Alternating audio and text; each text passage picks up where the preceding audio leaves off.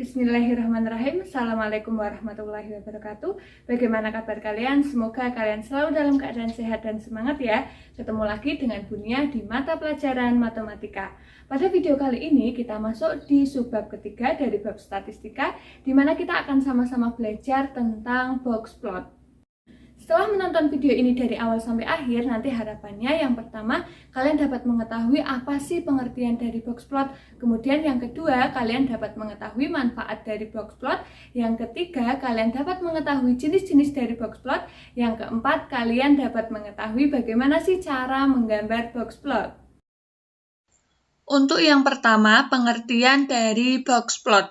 Apa itu box plot? Box plot merupakan salah satu bentuk penyajian data. Gambar dari box plot itu seperti ini.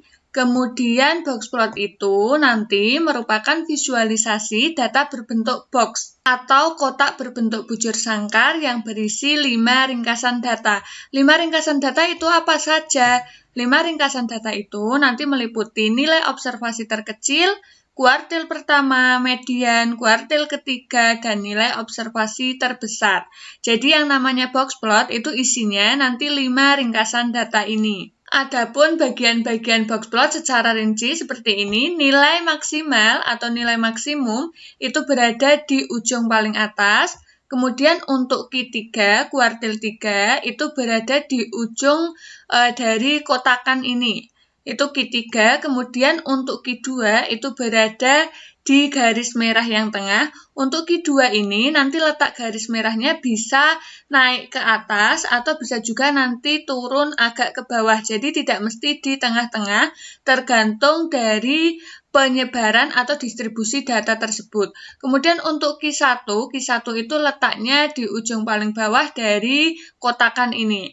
Kemudian untuk bagian paling ujung bawah, ini namanya nilai minimum.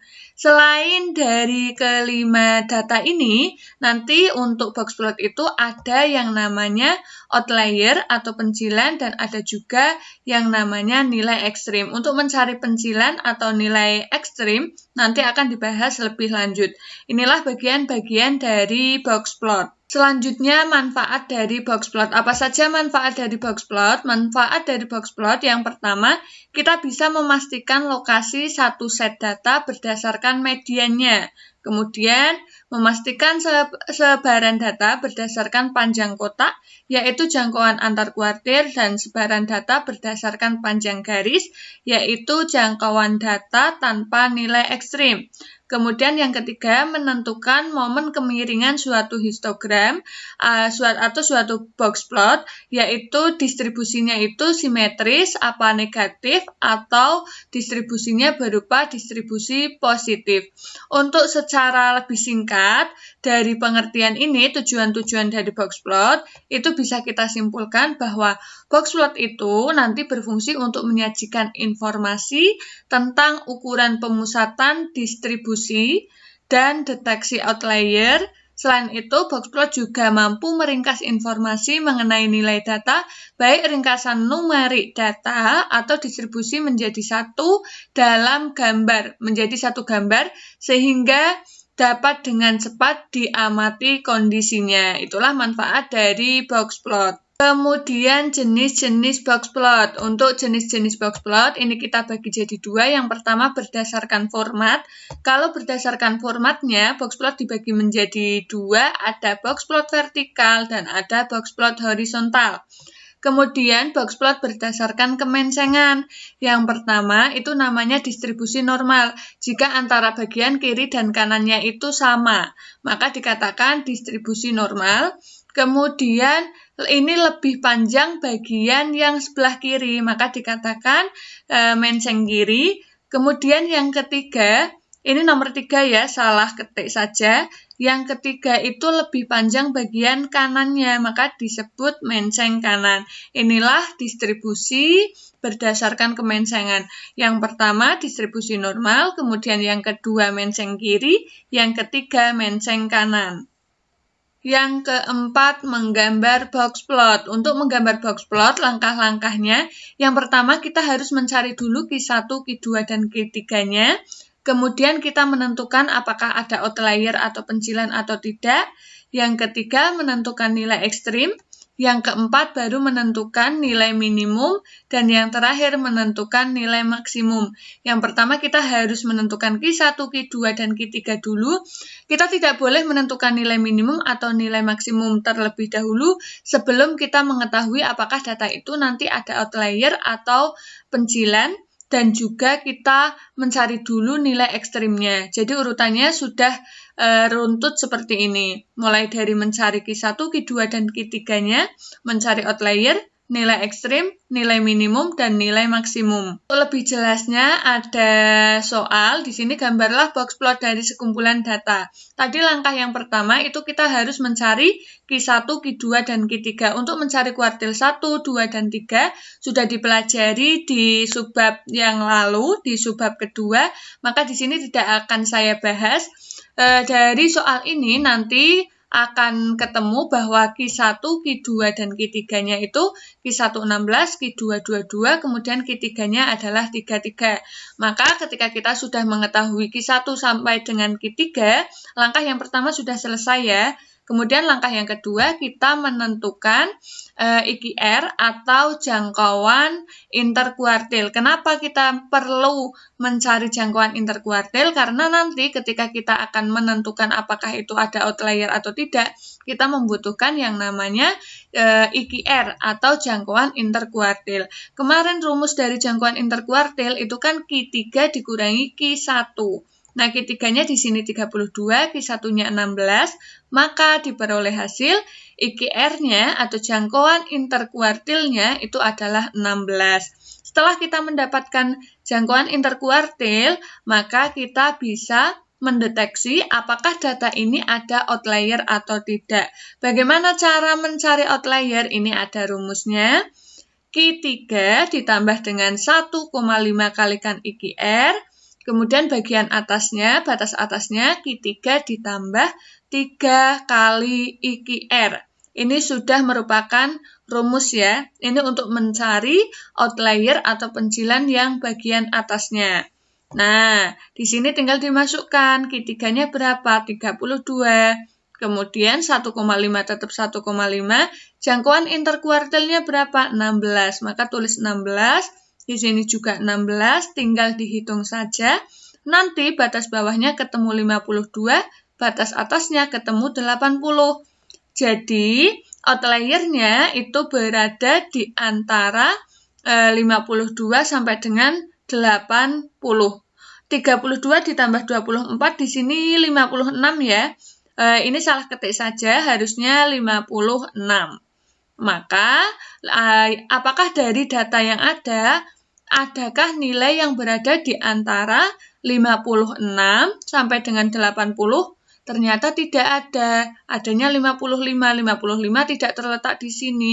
Maka, dari data ini mendeteksi bahwa tidak ada outlier atau pencilan di bagian atasnya. Sekarang kita juga perlu mencari apakah ada outlier atau pencilan di bagian bawah. Sama, ada rumusnya. Kalau ini tadi ditambah, di sini dikurangi.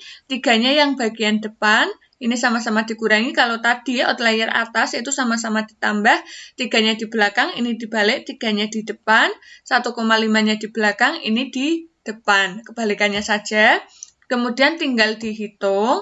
Setelah dihitung, ternyata outlier atau bagian pencilan bawahnya itu harus berada di antara negatif 32 sampai dengan negatif 8.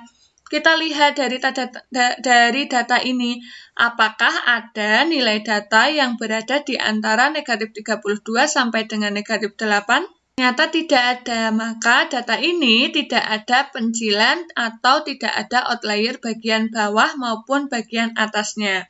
Setelah kita mencari atau mendeteksi outlier, maka kita menuju langkah ketiga, yaitu mendeteksi nilai ekstrim. Apa sih nilai ekstrim? Nilai ekstrim adalah nilai yang lebih besar atau lebih kecil dari pencilan.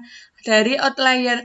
Apakah ada nilai yang lebih kecil dari yang lebih besar dari 80?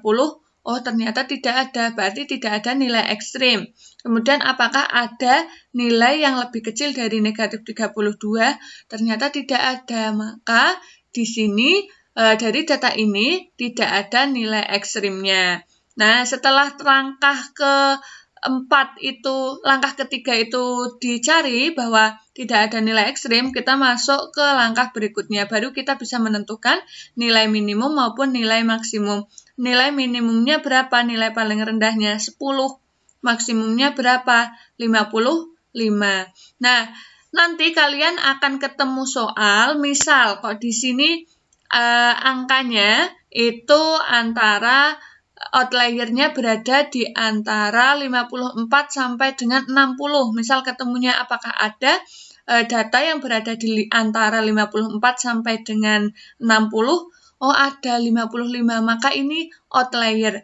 Kalau 55 sudah diambil sebagai outlier, maka nilai maksimalnya itu bukan 55 lagi, tetapi nilai terbesarnya adalah 40, karena 55 ini sebagai outlier. Itulah kenapa ketika kita akan menggambar box plot, langkah yang pertama kita cari dulu Q1 sampai dengan Q3, baru deteksi outliernya.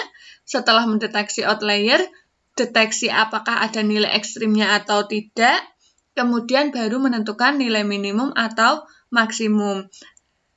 Sekarang setelah kita mendapatkan nilai 5 ringkasan data, Q1, Q2, Q3, nilai minimum, nilai maksimum, kemudian tadi tidak ada outlier, tidak ada juga nilai ekstrim, maka kita tinggal menggambarkan data-data yang ada ke dalam bentuk box plot. Inilah bentuk box plotnya. Tidak ada outlier, tidak ada di bagian bawah, tidak ada nilai ekstrim juga di bagian bawah maupun di bagian atas. Nilainya cukup berisi 5 ringkasan data ini. Ini Q3-nya, Q2-nya, kemudian Q1, nilai minimum dan nilai maksimumnya. Sekarang, apakah kalian sudah paham apa itu box plot, bagaimana manfaatnya dalam kehidupan sehari-hari, jenis-jenis box plot, dan bagaimana sih cara menggambar box plot? Jika kalian sudah paham materi di subbab ini, maka kalian sudah siap melanjutkan ke subbab berikutnya. Terima kasih, sampai jumpa pada video berikutnya. Wassalamualaikum warahmatullahi wabarakatuh.